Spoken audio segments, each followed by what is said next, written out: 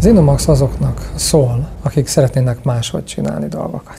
Ezzel meg lehet mozgatni a piacot, ezzel föl lehet hívni az innováció, a fejlesztések, az ötletek megvalósításának a fontosságára. Szerintem ez az Innomax díj azért is fontos, mert az egy olyan időszakban keletkezik, amikor egyébként a gazdaságnak meg a világnak is új ötletekre van szüksége. Pont arról szól, amit szeretek, a termékelőállítás kultúrájáról. Magyarország rettenetesen sok szellemi nagyságot adott a világnak az elmúlt több száz évben.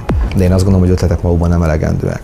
Ez a világ tele van ötletekkel. A megvalósítási folyamatunkból nagyon kevés van. Mindenki azt mondja magáról, hogy nagyon innovatív. Azok igazából a nagy durranások. Ilyen esélyeket adni, vagy ilyen lehetőségeket adni azoknak, akik megpróbálkoznak ezzel. Én nagyon kíváncsi vagyok arra, hogy kik fognak jelentkezni. Az Innomax díj egy kiváló lehetőség. Bárki alkalmas egy ilyen versenyre.